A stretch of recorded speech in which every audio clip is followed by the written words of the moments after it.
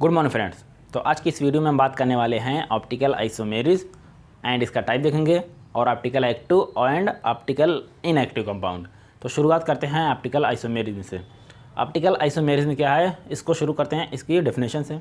इसकी डेफिनेशन क्या हो जाएगी, those compound which have same physical and chemical properties but different plane polarised light are known as या फिर is known as optical isomer and this phenomena is known as optical isomerism.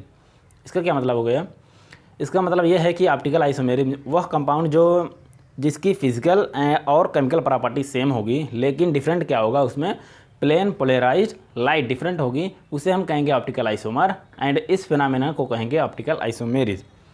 तो इसमें आपको एक नया टर्म देखने को मिला कि प्लेन पोलराइज्ड लाइट क्या है। तो देखते हैं, plane polarised light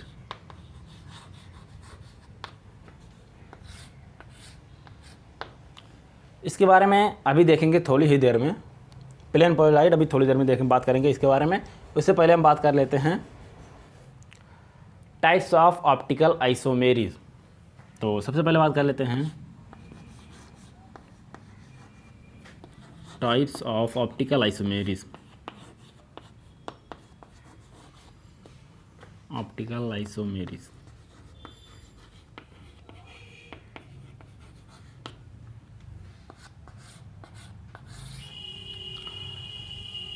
optical isomerism कितना तरह का होता है, ये होता है there are two types of optical isomerism, दो तरह का। पहला dextro rotatory isomer, rotatory isomer, and दूसरा क्या है, लेवो रोटेटरी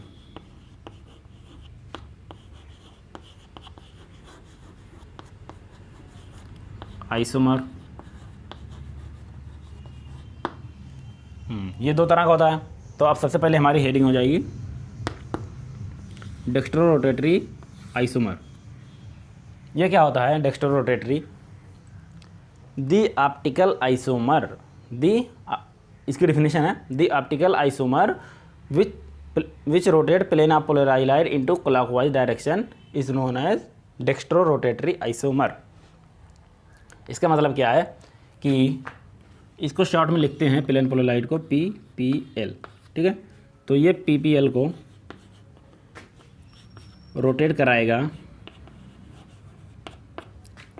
क्लॉकवाइज डायरेक्शन में, क्लॉकवाइज।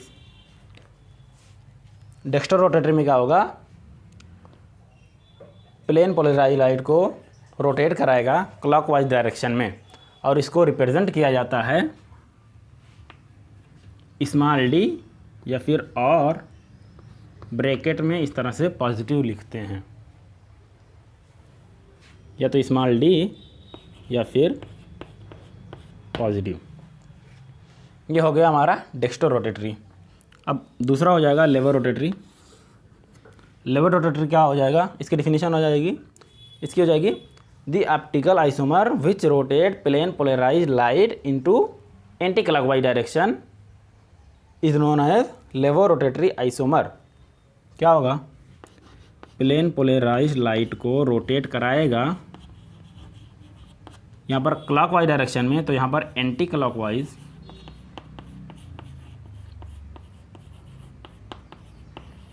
और इसको रिप्रेजेंट करते हैं स्मॉल l या फिर और निगेटिव, ब्रैकेट में निगेटिव, इसको इससे रिप्रेजेंट करते हैं। तो ये हो गया इसका टाइप्स। अब बात कर लेते हैं ये प्लेन पोलराइज्ड लाइट क्या है। पहले तो प्लेन पोलराइज्ड लाइट हमारी ऑप्टिकल आइसोमेरिज्म में डिफरेंट हुई, अब फिर यही प्लेन पोलराइज्ड लाइट को रोटेट कराया क्लॉकवाइज में, फिर प्लेन पोलराइज्ड लाइट को रोटेट कराया एंटी क्लॉकवाइज डायरेक्शन में। तो अब बात करते हैं ये है क्या, ये PPL यानी प्लेन पोलराइज्ड लाइट है क्या। तो अब प्लेन पोलराइज्ड लाइट दे देते हैं।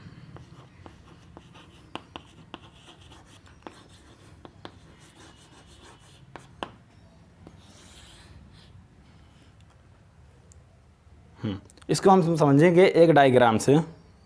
तो चलिए मैं डायग्राम यहाँ पर बनाता हूँ।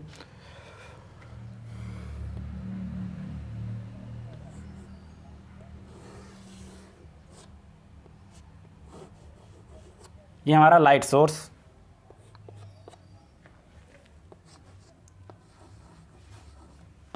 यहाँ से जो लाइट निकलेगी वो किस किस डायरेक्शन में जाएगी मैं वो बना रहा हूँ।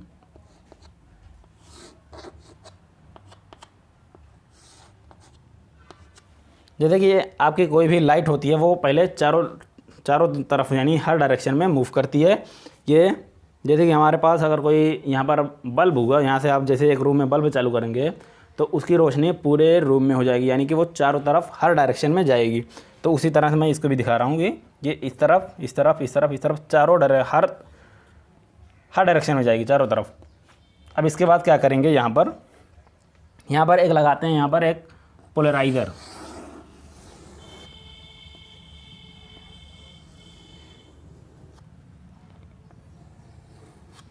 पोलराइज़र में अगर मान लीजिए यहाँ पर कुछ इस तरह का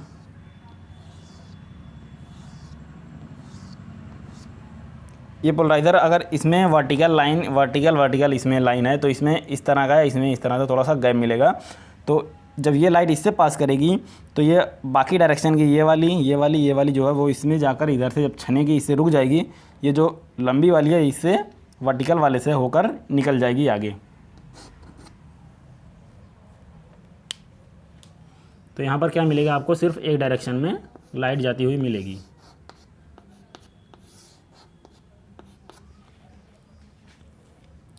ये वाली जो है ये आपको लग रहा है कि इसमें से इस तरह से निकल जाएगी, लेकिन ये इस तरह से जाएगा, ये इसके परपेंडिकुलर आएगा। ये इस तरह से इसके परपेंडिकुलर पर आकर रुकेगा और ये यहाँ पर इस तरह से हमारी ये एक डायरेक्शन में लाइट दिखेगी। तो इस लाइट को हम कहेंगे प्लेन पोलराइज्ड लाइट। और यहाँ पर हमारा ये जो है वो है पोलराइज़र, और ये है हमारी ऑर्डिनरी लाइट या फिर कह सकते हैं नॉर्मल लाइट।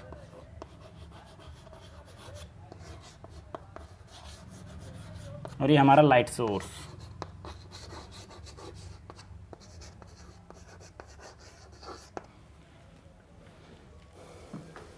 तो प्लेन पोलराइज्ड लाइट क्या है, जो एक डायरेक्शन में सिर्फ मूव करे उसे हम कहेंगे प्लेन पोलराइज्ड लाइट। अब आपको यहाँ पर एक डायग्राम दिखेगा, आप उसमें देखेंगे जैसे ये हमारा लाइट सोर्स, इधर हमारी ये नॉर्मल लाइट, और फिर इसके बाद इधर आपको दिखेगा ये नॉर्मल लाइट के बाद यहाँ पर पोलराइज़र से जब निकल रही है वो सभी लाइट सिर्फ एक डायरेक्शन में मूव होती हुई यहाँ पर दिख रहा होगा आपको प्लेन पोलराइज्ड लाइट। तो प्लेन पोलराइज्ड लाइट सिर्फ एक डायरेक्शन में मूव करेगी। जैसे कि ये नॉर्मल लाइट थी, ये इसकी जो ये निकलने वाली ये जो रेडिएशन थी, ये जहाँ से जो इसकी रोशनी थी ये चारों डायरेक्शन में जाएगी, हर तरफ डायरेक्शन में। और यहाँ पर जो पोलराइज़र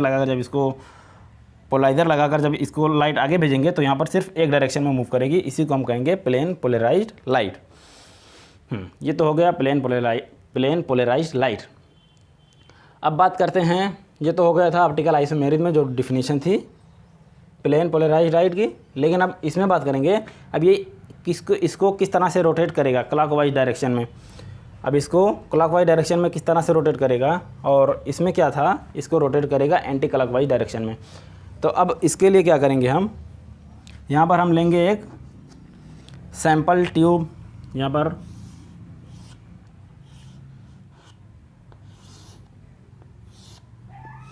ये ट्यूब है जिसमें हमने सैंपल लेके रखा है कुछ, या फिर कहिए यहाँ पर एक बीकर हमने ले लिया है। बीकर में हमने कोई ऐसा कंपाउंड रखा है। अगर वो कंपाउंड हमारा कायरल हुआ, अगर यहाँ पर हमारा ये कंपाउंड कायरल है, कायरल कंपाउंड है,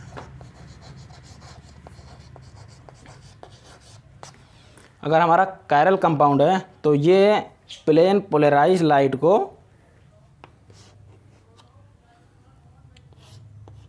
या तो क्लॉकवाइज डायरेक्शन में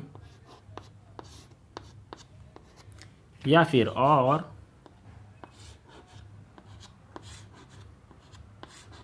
एंटी क्लॉकवाइज डायरेक्शन में मूव कराएगा। जैसे कि ये हमारी प्लेन पोलराइज्ड लाइट इस तरह से है, ये सीधी।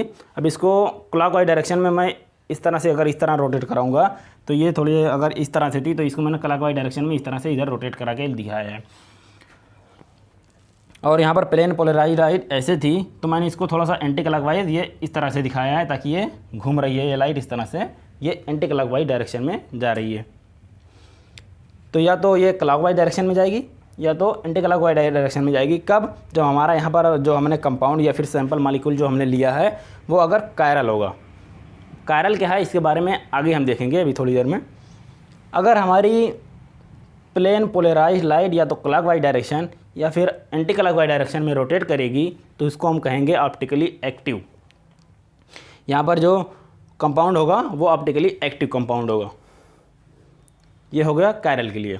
अगर हमने अब यहाँ पर एक आयरल कंपाउंड ले लिया, इस मॉलिक्यूल इस जो हमने कंपाउंड इस बीकर में या फिर इस ट्यूब में हमने एक आयरल कंपाउंड ले लिया, तो अब ये जो यहाँ पर ये क्लॉकवाइज डायरेक्शन है, एंटी क्लॉकवाइज डायरेक्शन, अब यहाँ पर ये नहीं होगा। यहाँ पे प्लेन पोलराइज लाइट जैसी थी वैसे ही निकल जाएगी। जब हमारा एक आयरल होगा तब प्लेन पोलराइज लाइट जैसी थी एक डायरेक्शन में, इससे होती हुई अंदर से यहाँ पर आप दिखा सकते हैं, यहाँ से इसमें जब अंदर से जाएगी ये सीधी उसी तरह उसी डायरेक्शन में जैसी थी वो वैसी निकल जाएगी। और अगर हमारा कायरल था तो हमारे यहाँ से धीरे धीरे यहाँ से मूव होती हुई ये क्लॉकवाइज डायरेक्शन में या फिर एंटी क्लॉकवाइज डायरेक्शन में जा सकती है। मैं आपको यहाँ पर एक डायग्राम दिखाऊंगा। वहाँ पर जैसे यहाँ पर था लाइट सोर्स, नॉर्मल लाइट, फिर पोलराइज़र, फिर प्लेन पोलराइज लाइट थी हमारी। फिर उसके बाद हमने सैंपल ट्यूब लिया था। फिर अगर हमारा ये कायरल हुआ तो ये क्लॉकवाइज डायरेक्शन में रोटेट करेगी या फिर एंटी क्लॉकवाइज डायरेक्शन में। और अगर हमारा यहाँ पर ये ट्यूब में कंपाउंड जो एक कायरल हुआ तो हमारी प्लेन पोलराइज जैसी थी वैसे ही रह जाएगी। तो अगर हमारा एक कायरल कंपाउंड होगा और प्लेन पोलराइज लाइट किसी भी डायरेक्शन में रोटेट नहीं करेगी तो उस कंपाउंड को, इसमें जो कंपाउंड या फिर मॉलिक्यूल है उसको हम कहेंगे ऑप्टिकली इनएक्टिव। ये वाला जो था अगर किसी भी तरह से ये रोटेट हुआ तो ऑप्टिकली एक्टिव हो जाएगा।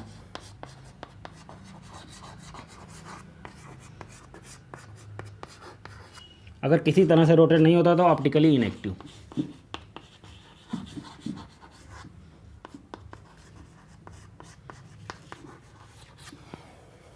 और रोटेट कब नहीं होगा? जब हमारा कंपाउंड एकायरल होगा। रोटेट कब होगा? जब हमारा कंपाउंड कायरल होगा। अब बात कर लेते हैं कायरल और एकायरल की। तो अब देखते हैं मॉलिक्यूलर कायरलिटी, जिसके अंदर आ जाएगा हमारा chiral carbon, chiral molecule and molecular chirality की हो जाएगा, हमारा सब हो जाएगा। तो हेडिंग होगी हमारी मॉलिक्यूलर कायरलिटी। तो इसके डिफिनीशंस से इसको शुरुआत करेंगे। तो मॉलिक्यूलर कायरलिटी क्या है? The chiral carbon which is attached for different atoms or groups is known as chiral carbon. The molecule which has chiral carbon is known as chiral molecule and this condition is known as molecular chirality. आप समझिए इसके बारे में। ये तो definition होगी। वह carbon, अगर एक कार्बन, जैसे कि हमारे पास एक कार्बन यहाँ पर हो और इससे चारों ग्रुप जो है वो हमारा डिफरेंट हो, जो यहाँ पर जुड़ा हुआ हो, यहाँ पर ए बी सी सेम हो जाएगा। मैं इसको डी और ई कर देता हूँ। अगर इस कार्बन से जो चारों एटम या फिर कोई ग्रुप जुड़ा हुआ हो वो डिफरेंट है तो उसे हम कहेंगे कायरल कार्बन। और अगर ये हमारा कायरल कार्बन है तो इसको हम शो करते हैं इस तरह स्टार से। तो यहाँ पर स्टार है, ठीक है। तो अगर इसके पास चारों एटम डिफरेंट है तो इसे हम कहेंगे कायरल कार्बन।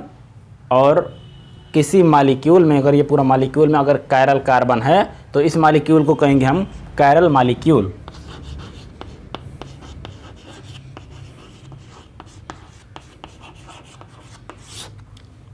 और इस कंडीशन को कहेंगे मॉलिक्यूलर कायरलिटी।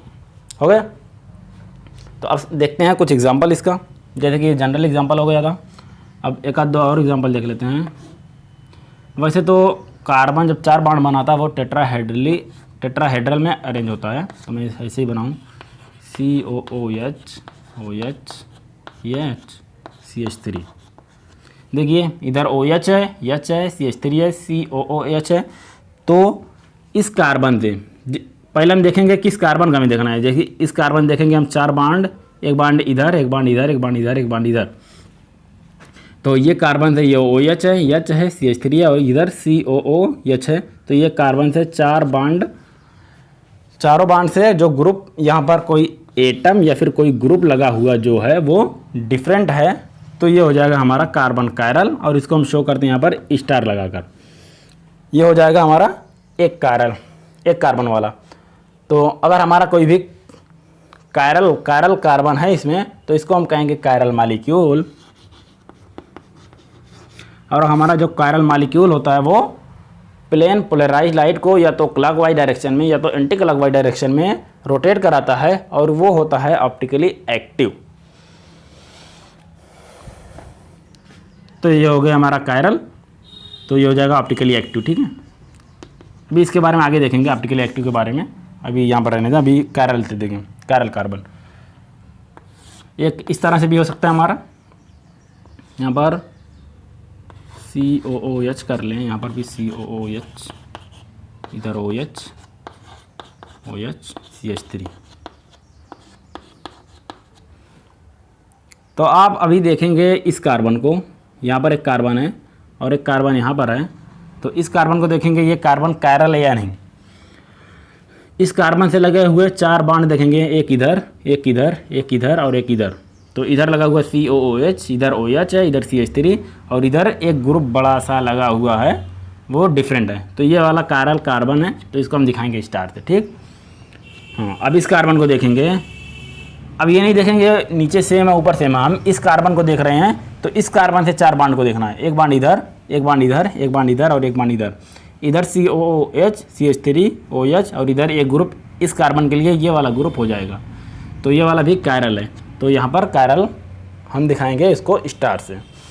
तो 4 डिफरेंट ग्रुप जुड़े हुए होने चाहिए एक कार्बन से, तो वो होगा हमारा कायरल कार्बन। और उस मॉलिक्यूल को हम कहेंगे कायरल मॉलिक्यूल और उस कंडीशन को कहेंगे हम molecular chirality.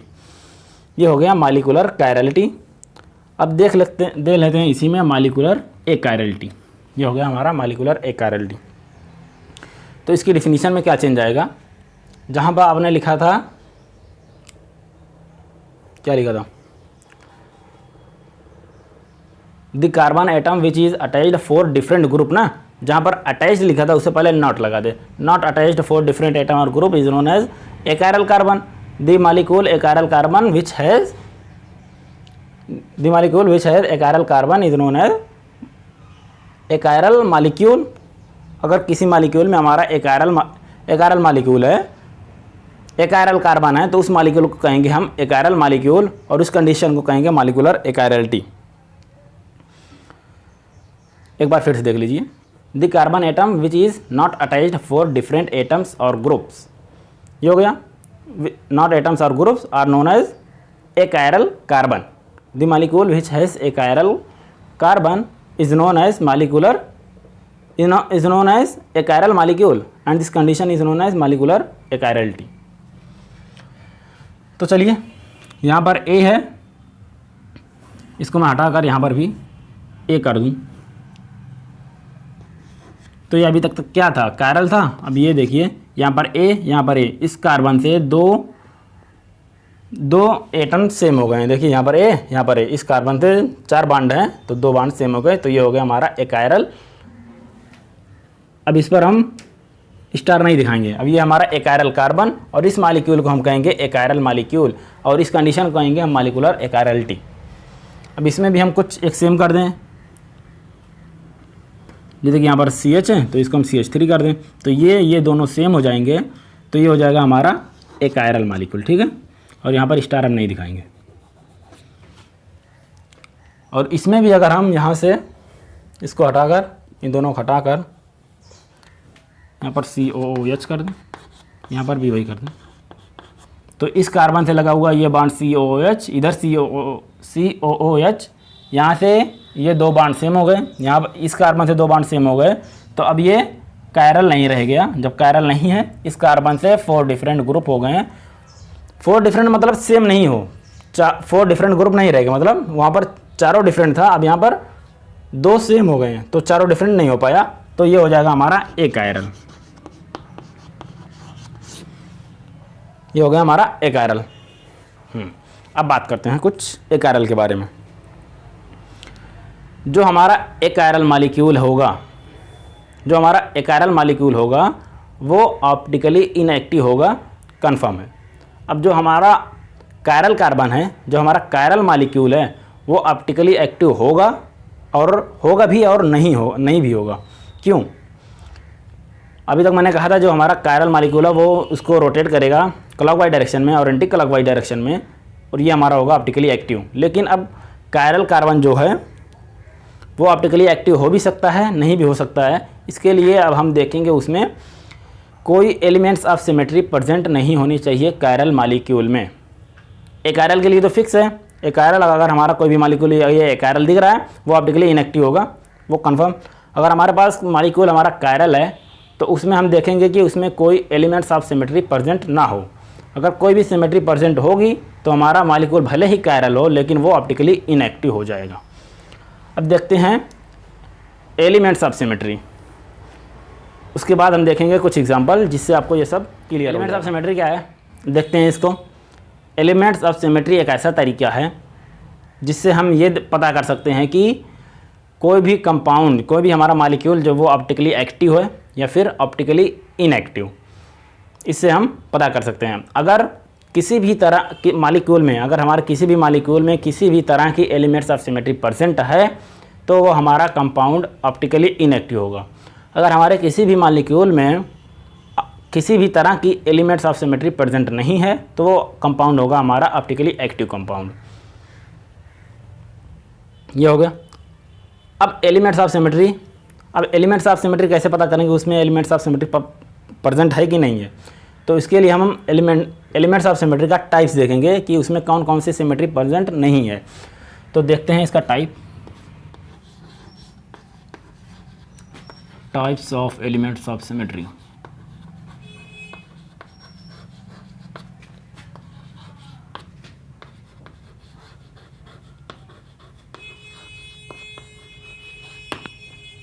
Types of elements of symmetry.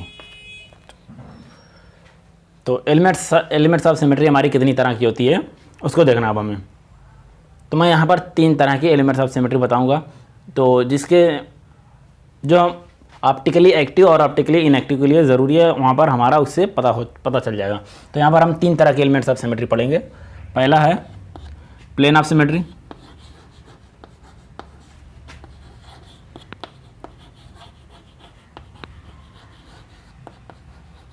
और दूसरा है centre of symmetry,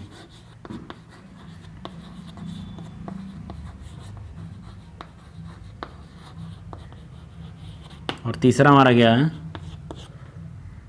axis of symmetry.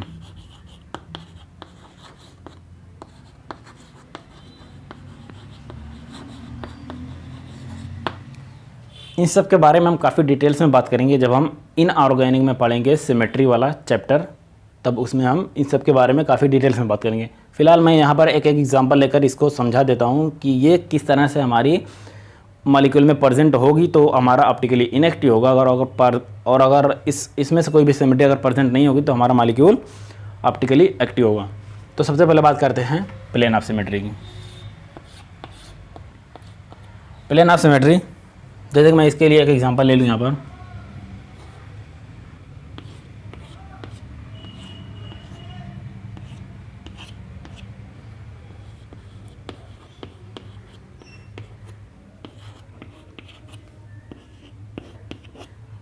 COOH यहाँ पर भी और एक H यहाँ पर भी।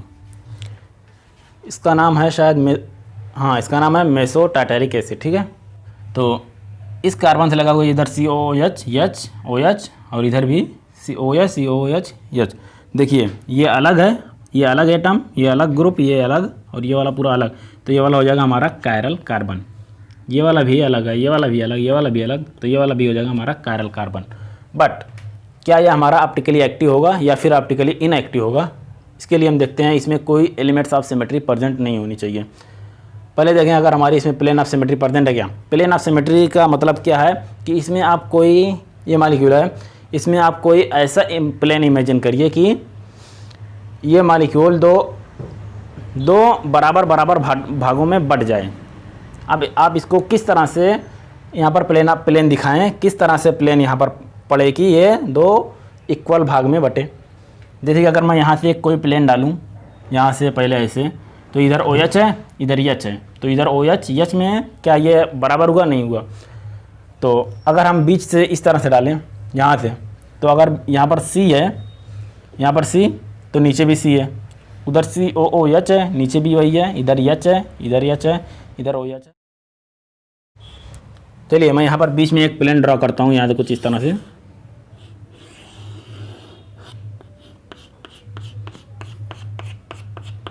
यहाँ पर प्लेन का मतलब है आपके पास अगर कोई मिरर है तो आप इसको पहले इस स्ट्रक्चर को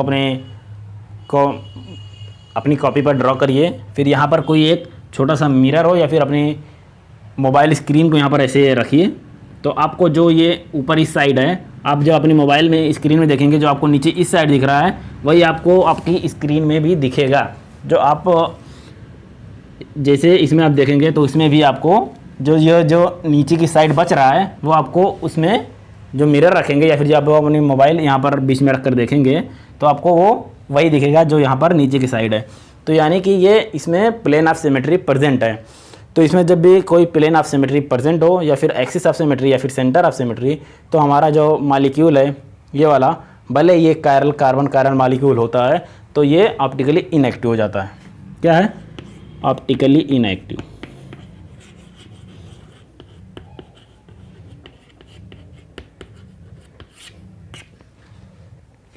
ये हो गया हमारा प्लेन ऑफ सिमेट्री। अब सेंटर ऑफ सिमेट्री की बात करें। सेंटर ऑफ सिमेट्री के लिए हम एक एग्जांपल,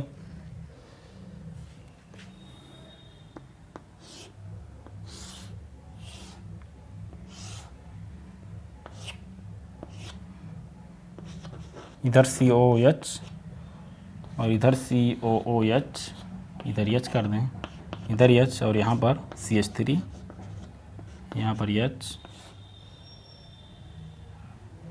यहाँ पर CH3 और यहाँ पर H। अब सेंटर ऑफ सिमेट्री का मतलब है कि ये जो हमारा मॉलिक्यूल है इसके बीच में हम एक सेंटर इमेजिन करें, इसके बीच में एक सेंटर, और उस सेंटर से एक लाइन पास करें। जैसे कि मैं यहाँ से पास करूँ इस COH से इस COOH तक, डॉटेड लाइन में लेकर आता हूँ यहाँ से। अब ये मॉलिक्यूल जो है वो, अब ये यहाँ से जब इमेजिनरी आप कोई एक लाइन पास करेंगे तो ये मॉलिक्यूल जो वो दो बराबर भागों में देखिए बट रहा है क्या। जैसे कि एक कार्बन यहाँ पर आ रहा है इस एक्सिस के, जो मैंने एक्सिस यहाँ पर कंसीडर की है उसके पास, यहाँ पर भी एक एक्सिस जो यहाँ पर कट कर रही है तो इसके पास भी एक कार्बन यहाँ पर आ रहा है, और इससे लगा हुआ एक कार्बन यहाँ पर है, तो इससे लगा हुआ एक कार्बन यहाँ पर है, इससे लगा हुआ CH3H, इससे लगा हुआ भी CH3H। यानी कि यहाँ पर पहले सेंटर वहाँ पर आप इमेजिन करेंगे, वहाँ पर फिर उससे आप एक्सिस पास करेंगे। अगर वहाँ से वो दो बराबर भागों में फिर से बढ़ जाए तो उसमें सेंटर ऑफ सिमेट्री प्रेजेंट होगी। इसी तरह से आप यहाँ से भी पास कर सकते हैं, इस CH3 से इस तरह से। यहाँ से भी देखेंगे आप, इधर थोड़ा सा इधर हो जाएगा, तो यहाँ से देखेंगे आप, इधर एक कार्बन, इधर एक कार्बन, तो इधर भी एक कार्बन, इधर भी एक कार्बन, तो इस तरह से दो ये बराबर भागों में बढ़ जाएगा, तो इसमें सेंटर ऑफ सिमेट्री प्रेजेंट हो जाएगी और ये ऑप्टिकली इनएक्टिव हो जाएगा।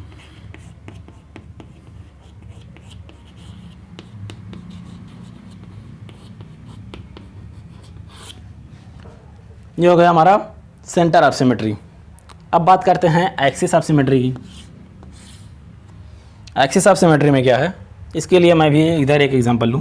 मैं वाटर का एग्जांपल लूँगा। अगर यहाँ पर OH, H2O होता है ना, तो यहाँ पर H, यहाँ पर H, ये O इस तरह का, तो मैं इसको 1 करूँ, इसको 2, ताकि अभी मैं जब इसको रोटेशन कराऊँ तब आपको पता चले कि कौन सा H कहाँ पर जा रहा है। तो मैं इसको अगर रोटेट कराऊँगा, यहाँ से एक एक्सिस ऑफ सिमेट्री है, तो यहाँ से हम एक एक्सिस पास करेंगे, फिर हम इसको रोटेट करेंगे, घुमाएंगे। चलिए मैं इसको इस साइड से अगर घुमाऊँ तो ये वाला H इधर, अगर इसको इस साइड से घुमा रहा हूँ, ये इस साइड से ना, तो मैं इसको अगर इस साइड से घुमाऊँ ऐसे, तो ये वाला H इधर और H पीछे से घूमकर इधर आ जाएगा, ये O और ये इधर आ जाएगा H1, इधर आ जाएगा H2। तो ये उसके जैसा मॉलिक्यूल मिल रहा है, तो इसमें एक्सिस ऑफ सिमेट्री है। तो अगर एक बार और इसे आप रोटेट करा दोगे, यहाँ से आप इधर से एक्सिस डालकर एक बार और इस तरह से रोटेट करा दोगे तो आपको फिर से वही मिल जाएगा। तो इस तरह से अगर आप यहाँ से रोटेट कराने पर उसके जैसा मॉलिक्यूल मिलता है, यहाँ पर H1 H2 है, तो यहाँ पर H1 इधर आ गया, H2 इधर चला गया, लेकिन H तो है ही, तो उसके जैसा ये मिला, लेकिन वो नहीं है, उसके जैसा है, तो इसमें एक्सिस ऑफ सिमेट्री प्रेजेंट है। तो इसमें अगर एक्सिस ऑफ सिमेट्री प्रेजेंट है तो ये वाला मॉलिक्यूल जो होगा हमारा वो ऑप्टिकली इनएक्टिव होगा।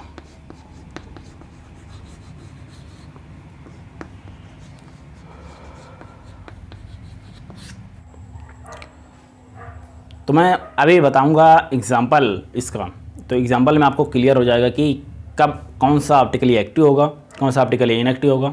उससे पहले मैं आपको बता दूं, यहाँ तक आपको बढ़ते हुए आपको बहुत सारे कन्फ्यूज़न हुए होंगे, तो फिर से मैं एक बार आपको फुल ओवरऑल रिवीजन कराऊँ। ओवरऑल मैं बताऊँ अब, जैसे कि पहले शुरू मैंने किया ऑप्टिकल आइसोमेरिज्म थे, ऑप्टिकल आइसोमेरिज्म की डिफिनीशन, फिर उसमें आपको निकल कर आया प्लेन पोलराइज्ड लाइट, फिर उसके बाद मैंने बताया टाइप्स ऑफ ऑप्टिकल आइसोमेरिज्म। तो इसमें दो तरह का था, डेक्स्ट्रो लेवो रोटेटरी। फिर उसके बाद मैंने बताया plane polarised light. Plane polarised light में क्या था, हमारा लाइट सोर्स था, लाइट सोर्स के बाद मैंने नॉर्मल लाइट, फिर उसके बाद था हमारा पोलराइज़र थे, फिर उसके बाद हमारी आई प्लेन पोलराइज्ड लाइट। फिर हमने उसमें सैंपल में एक कंपाउंड लिया, अगर हमारा कंपाउंड कायरल था तो उसको वह तो क्लॉकवाइज रोटेट करेगा या फिर एंटी क्लॉकवाइज रोटेट करेगा, तो हमारा ऑप्टिकली एक्टिव कंपाउंड होगा। अगर हमारा सैंपल में जो हमारा कंपाउंड अगर वो हमारा एकायरल होगा तो वो प्लेन पोलराइज्ड लाइट को रोटेट नहीं करेगा, वो सीधी प्लेन पोलराइज्ड लाइट जैसी थी वो वैसी सीधी निकल जाएगी आगे। तो ये हो जाएगा हमारा एकायरल के साथ, वो हो जाएगा हमारा कंपाउंड ऑप्टिकली इनएक्टिव। फिर इसके बाद मैंने बताया यहाँ पर कायरल और एकायरल आएगा। इसके बाद मैंने बताया मॉलिक्यूलर कायरलिटी एंड मॉलिक्यूलर एकायरलिटी। तो मॉलिक्यूलर कायरल क्या था, कार्बन से 4 डिफरेंट ग्रुप लगे हुए हों तो वो होगा हमारा कायरल कार्बन, उस मॉलिक्यूल को हम कहेंगे कायरल मॉलिक्यूल। फिर उस कंडीशन को हम कहेंगे molecular chirality. Same opposite molecular achirality में उस कार्बन से 4 डिफरेंट ग्रुप ना लगे हों तो उसको हम कहेंगे मॉलिक्यूलर एकायरल, उस कार्बन को कहेंगे एकायरल कार्बन। फिर उस मॉलिक्यूल को कहेंगे एकायरल मॉलिक्यूल और उस कंडीशन को कहेंगे मॉलिक्यूलर एकायरलिटी। फिर इसके बाद मैंने बताया कि एकायरल मॉलिक्यूल जो है वो ऑप्टिकली इनएक्टिव होगा सब केस में, इसको मैं फिक्स कर दिया, उसको एक जगह पे रख देते हैं। फिर उसके बाद बात करते हैं कायरल मॉलिक्यूल की। कायरल मॉलिक्यूल ऑप्टिकली एक्टिव होगा, लेकिन उसमें एक लेकिन था, उसमें किसी भी तरह के एलिमेंट्स ऑफ सिमेट्री नहीं होनी चाहिए, तब वो होगा हमारा ऑप्टिकली एक्टिव। अगर उसमें किसी भी तरह के एलिमेंट्स ऑफ सिमेट्री प्रेजेंट होगी तो वो होगा हमारा ऑप्टिकली इनएक्टिव। फिर उसके बाद एलिमेंट्स ऑफ सिमेट्री मैंने बताया, एलिमेंट्स ऑफ सिमेट्री कितनी तरह की थी वो यहाँ पर दिख रही है, plane of symmetry, centre of symmetry, axis of symmetry. तो प्लेन ऑफ सिमेट्री अगर प्रेजेंट होगी या फिर सेंटर ऑफ सिमेट्री प्रेजेंट होगी या फिर एक्सिस ऑफ सिमेट्री प्रेजेंट होगी किसी मॉलिक्यूल में, तो वो हमारा मॉलिक्यूल होगा ऑप्टिकली इनएक्टिव। अगर हमारी इसमें से कोई भी एलिमेंट्स ऑफ सिमेट्री प्रेजेंट नहीं होगी किसी मॉलिक्यूल में तो वो होगा हमारा ऑप्टिकली एक्टिव। अब देखते हैं कुछ एग्जांपल कर लेते हैं। एग्जांपल यहाँ पर मैंने लिखे हुए हैं कुछ, तो चलिए शुरू करते हैं यहाँ पर फर्स्ट से। पहला ये रहा, तो ये है हमारा कार्बन, इससे लगा हुआ इधर COOH, इधर OH, इधर H, इधर CH3, यानी कि इससे 4 ग्रुप एटम ग्रुप इससे डिफरेंट लगे हुए हैं। ये हमारा कार्बन कायरल हो गया, ये हमारा कायरल कार्बन हो गया। अब इसमें देखना है कि इसमें कोई एलिमेंट्स ऑफ सिमेट्री प्रेजेंट तो नहीं है। तो अगर एक कार्बन है उससे चारों ग्रुप डिफरेंट हैं तो उसमें कोई एलिमेंट ऑफ सिमेट्री हो ही नहीं सकती। आप इसमें किसी भी तरह से करेंगे, इसमें plane of symmetry, centre of symmetry, axis of symmetry कुछ भी नहीं होगा। यानी कि अब आप एक ये ट्रिक समझिए, कुछ भी समझिए, अगर एक कार्बन है और वो कायरल है तो वो ऑप्टिकली एक्टिव, ये हो जाएगा हमारा ऑप्टिकली एक्टिव, ये वाला हो गया हमारा ऑप्टिकली एक्टिव कंपाउंड, क्योंकि ये इसमें कोई भी एलिमेंट्स ऑफ सिमेट्री प्रेजेंट नहीं है। अब देखते हैं हम दूसरा, इधर OH, EH, CH3, CH2OH, ये भी हमारा कायरल कार्बन है इसमें कोई एलिमेंट्स ऑफ सिमेट्री प्रेजेंट है कि नहीं, अब ये देखेंगे। तो अगर आप यहाँ से प्लेन ड्रॉ करें, यहाँ से करें, कुछ भी करें, एक कार्बन है वो कायरल है, तो वो हो जाएगा हमारा ऑप्टिकली एक्टिव। ओ ए मैं लिखता चलता हूँ, ओ का मतलब ऑप्टिकली, ए का मतलब एक्टिव, ठीक है। अब बात करते हैं तीसरे क्वेश्चन की। दो हमारा हो गया, ये हो गया, ये हो गया। तीसरा देखते हैं, ये कार्बन इधर OH, इधर CH3, इधर H, इधर CH3, यानी कि इसमें दो सेम हो रहे हैं। इधर ये CH3 और इधर ये CH3, दो ग्रुप सेम हो रहे हैं। तो अब ये क्या हमारा ये कायरल कार्बन है? नहीं, अब ये कायरल नहीं है, अब ये हो गया एकायरल। जब भी हमारा एकायरल कार्बन होता है हमारा किसी मॉलिक्यूल में, तो उसमें कोई ना कोई एलिमेंट्स ऑफ सिमेट्री प्रेजेंट होती है, और वो होता है हमारा ऑप्टिकली इनएक्टिव। इनएक्टिव कैसे लिखना मैं आपको बताऊँ, इनएक्टिव एक ही में रहेगा, ऑप्टिकली इनएक्टिव। तो ये ऑप्टिकली इनएक्टिव क्यों हुआ? क्योंकि इसमें प्लेन ऑफ सिमेट्री प्रेजेंट है। अगर आपको ऐसे नहीं समझ में आ रहा तो आप इसको इस तरह से बनाइए जैसे आप 11-12 में पढ़ते थे। इधर देखिए ये CH3, इधर OH, और इधर ये CH3 और इधर H। अब देखिए, अब यहाँ से अगर बीच से आप एक प्लेन ड्रा करेंगे, OH कार्बन, ये OH और ये कार्बन और ये हाइड्रोजन से होता हुआ जाएगा, और ऊपर क्या है CH3, नीचे क्या है CH3। तो यहाँ से प्लेन ऑफ सिमेट्री प्रेजेंट है इसमें, यानी कि एलिमेंट्स ऑफ सिमेट्री का एक पार्ट, यानी कि प्लेन ऑफ सिमेट्री इसमें प्रेजेंट है। तो ये होगा एकायरल, एकायरल तो ही, ये हो जाएगा हमारा ऑप्टिकली इनएक्टिव। अब मैं इसको टेट्राहेड्रली भी समझा देता हूँ आपको कि इसमें किस तरह से ये आप इसमें प्लेन डालेंगे। पहले मैं इसको इस तरह से समझा दूँ। जैसे कि हमारा टेट्राहेड्रली अरेंज है, एकदम सेम तो हो नहीं पाएगा, फिर भी कुछ कोशिश तो करता हूँ मैं। ये समझ लीजिए कुछ टेट्राहेड्रल में अरेंज है, ये कुछ इस तरह से, ये 4 बॉन्ड आपको दिख रहे हैं। अब इसमें देखिए कौन कौन सा ग्रुप है, CH3। तो ये देखिए, मैं इसको अब इस तरह से कर लेता हूँ, थोड़ा ये देखिए ये CH3 और ये दूसरा CH3, ये दोनों CH3 हो गए, और ये OH और ये H, ये OH और ये रहा H, ये वाला OH और ये H। अब इसमें बीच से आप एक प्लेन डालें, यहाँ से ये इसको और इसको इधर से कट करते हुए चला जाएगा, और इधर CH3 दोनों बच जाएंगे। ये दोनों आपस में एक, अगर इधर आप बीच में आप मिरर डालेंगे तो इधर भी CH3 इसमें मिरर में दिखेगा, जो कि इधर भी CH3 है। तो इससे इस तरह से आप इसमें देखेंगे तो इसमें एक प्लेन ऑफ सिमेट्री प्रेजेंट होगी। इसमें प्लेन ऑफ सिमेट्री प्रेजेंट है, तो ये वाला हो जाएगा ऑप्टिकली इनएक्टिव, और ये कार्बन एकायरल है। अब बात करते हैं इस कार्बन की, चौथा क्वेश्चन देखते हैं अब हम। अब इस कार्बन की बात करें, यहाँ पर OH, H, CH3 और ये अलग ग्रुप, ये कार्बन तो कायरल है।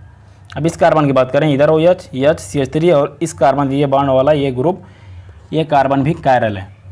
तो ये कायरल कार्बन तो है, दो कायरल कार्बन है, लेकिन अब इसमें देखना है इसमें कोई एलिमेंट्स ऑफ सिमेट्री प्रेजेंट है या नहीं। तो देखते हैं, तो इसमें प्लेन ऑफ सिमेट्री प्रेजेंट है। अगर आप यहाँ से एक प्लेन डालें, यहाँ से, तो यहाँ से जब आप प्लेन डालेंगे, यहाँ से बीच से एक प्लेन डालेंगे, तो जो ऊपर देखिए H, नीचे भी H आपको दिखेगा, इधर OH, इधर भी OH, इधर CH3, इधर भी CH3 हो जाएगा जब इधर से बीच में आप प्लेन डालेंगे। तो इसमें प्लेन ऑफ सिमेट्री प्रेजेंट है, तो ये हो जाएगा ऑप्टिकली इनएक्टिव। चौथा ऑप्टिकली इनएक्टिव। बढ़ते हैं हम पाँचवें की तरफ। पाँचवा क्वेश्चन अभी मैंने कराया है थोड़ी देर पहले। इधर देखिए COOH, इधर H। कार्बन तो कायरल है, दोनों कार्बन कायरल हैं, लेकिन अगर बीच में यहाँ अगर आप एक प्लेन डालेंगे तो इधर देखिए COOH है, इधर भी वही है, इधर H है, इधर H है, इधर OH, इधर OH, इसमें प्लेन ऑफ सिमेट्री प्रेजेंट है। तो ये हो जाएगा हमारा ऑप्टिकली इनएक्टिव। ये होगा हमारा पाँचवा भी। छठवें की तरफ बढ़ते हैं। ये कार्बन क्या कायरल है, इधर COOH, इधर भी COOH, ये दोनों सेम है, ये कार्बन कायरल नहीं है। अब इस कार्बन की तरफ आएँ तो ये अलग है, ये अलग है, ये अलग है, और इससे लगा हुआ ये अलग ग्रुप, ये हो जाएगा हमारा कार्बन कायरल। अब इसमें कोई प्लेन ऑफ सिमेट्री प्रेजेंट है, यहाँ से अगर प्लेन डालेंगे तो इधर COOH है, इधर OH है, तो ये प्लेन ऑफ सिमेट्री इसमें अब ऐसे डाल कर देखें तो इसमें किसी भी तरह की एलिमेंट्स ऑफ सिमेट्री नहीं है, ठीक है। आप इसमें डाल कर देख सकते हैं, इसमें कोई भी प्लेन ऑफ सिमेट्री प्रेजेंट नहीं है, कोई भी एलिमेंट्स ऑफ सिमेट्री प्रेजेंट नहीं है। तो ये हो जाएगा हमारा ऑप्टिकली एक्टिव। छठवां हो गया, सातवें की तरफ बढ़ते हैं।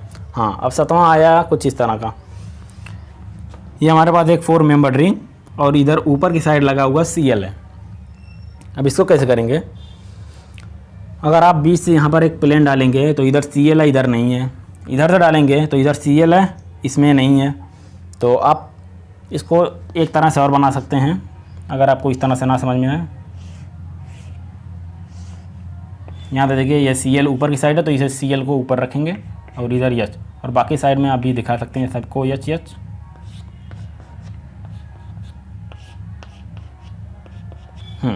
अब इसमें आप प्लेन पास करें कि ऊपर से प्लेन इसमें पास करें कुछ, ये Cl भी कटे और ये यहाँ से इस तरह से भी कट जाए, तो इधर जो आधा इधर दोनों सेम हो जाएंगे। यहाँ देखिए, यहाँ से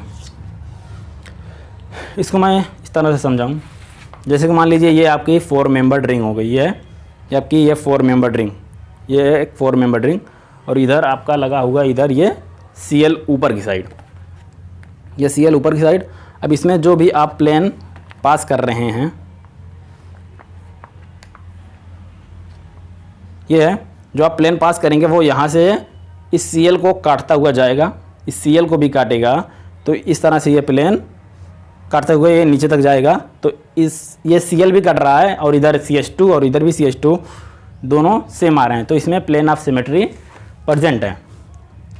ये Cl भी उसमें कट जाएगा, तो इसमें प्लेन ऑफ सिमेट्री प्रेजेंट है। तो ये हो जाएगा हमारा optically inactive, optically inactive OI, ठीक है। अब 8वां देखेंगे, तो 8वां तो अगर इस तरह से करेंगे तो कोई प्लेन ऑफ सिमेट्री नहीं, लेकिन अगर आप इस तरह से प्लेन डालेंगे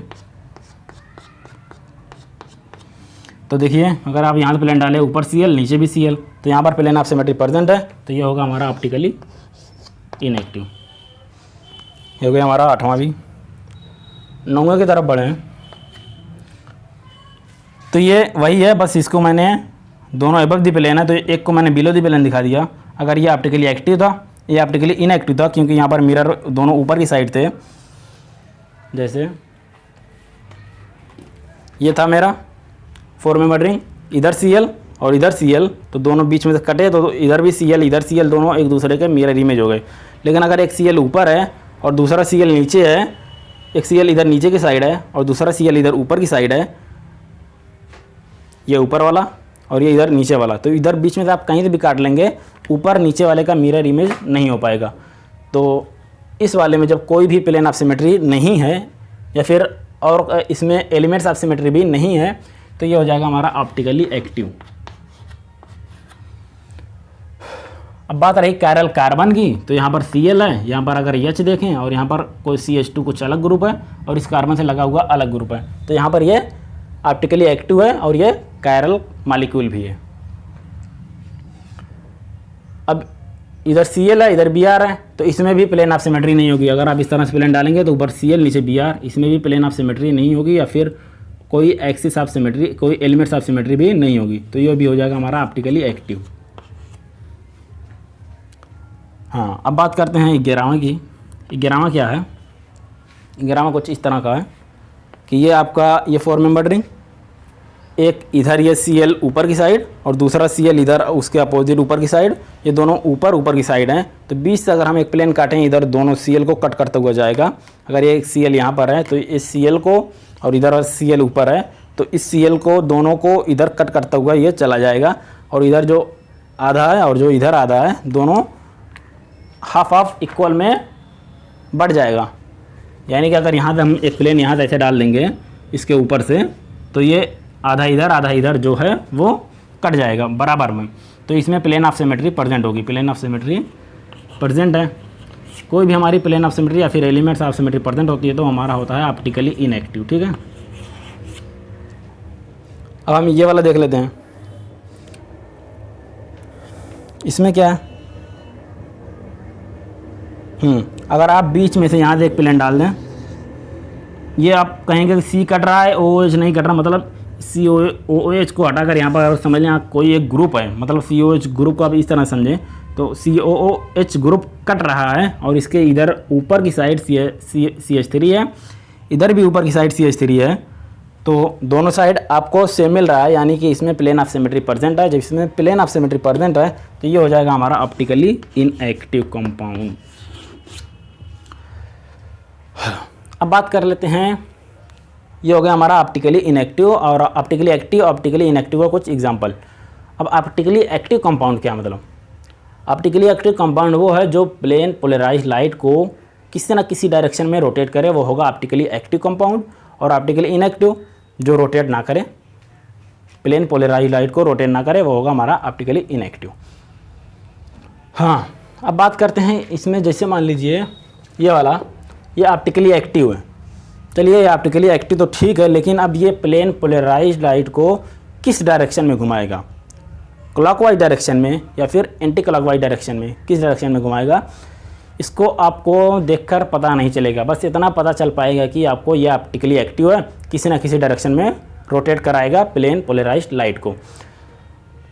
किस डायरेक्शन में कराएगा, इसको करने के लिए आपको एक्सपेरिमेंटली, सिर्फ एक तरीका एक्सपेरिमेंटली ही इसको आप इसको पता कर सकते हैं कि ये क्लॉकवाइज डायरेक्शन में करेगा या फिर एंटी क्लॉकवाइज। एक्सपेरिमेंट करके ही पता किया जा सकता है। अगर मान लीजिए कि ये वाला कंपाउंड जो है, अगर ये हमारा, चलिए मैं यहाँ पर समझाऊँ, इसको हटा देता हूँ मैं। पहले अगर आप स्क्रीनशॉट लेना चाहें तो ले सकते हैं, इसको मैं हटा दूँगा यहाँ से।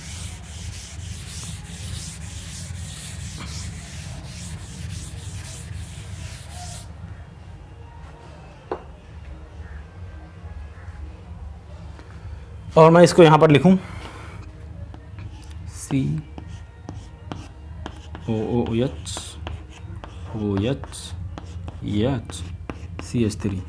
ये तो आपका ऑप्टिकली एक्टिव है, ये पता है, लेकिन ये किस डायरेक्शन में मूव करा रहा है? ये प्लेन पोलराइज्ड लाइट को क्लॉकवाइज डायरेक्शन में मूव कराएगा या फिर एंटी क्लॉकवाइज डायरेक्शन में मूव कराएगा, ये आपको एक्सपेरिमेंटली ही पता चलेगा। तो अगर हम मान लें कि ये प्लेन पोलराइज्ड PPL को, अगर हम मान लें कि ये प्लेन पोलराइज्ड लाइट को क्लॉकवाइज डायरेक्शन में घुमाएगा, तो फिर इसका नेम कैसे लिखेंगे? तो यहाँ पर लिखेंगे स्मॉल d और फिर इसका नाम क्या है? Lactic acid, D lactic acid, ठीक है। लेकिन ये मैंने सही, मुझे पता नहीं है कि ये D है कि L है, मतलब ये क्लॉकवाइज रोटेट कराएगा या फिर D लेवर क्लॉकवाइज कराएगा या फिर एंटी क्लॉकवाइज कराएगा। अगर मैंने कहा है कि अगर ये क्लॉकवाइज में रोटेट कराएगा तो इसके लिए मैं लिखूँगा D, और अगर एंटी क्लॉकवाइज कराएगा तो इसके लिए मैं लिखूँगा L। अगर ये वाला क्लॉकवाइज कराएगा तो इसका जो मिरर इमेज होगा, अगर यहाँ पर एक मिरर रखें,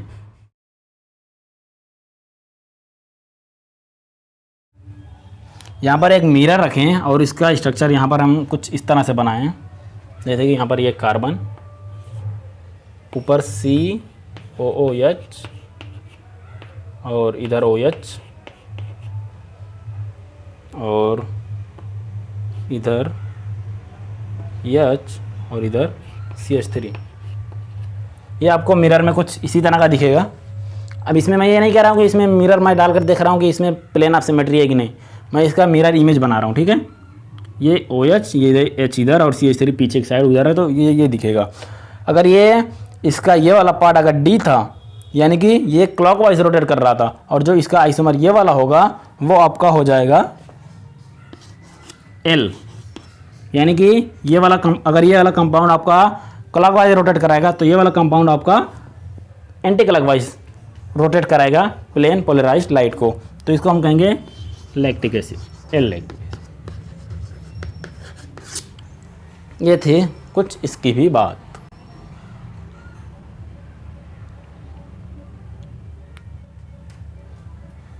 तो बस हो गया।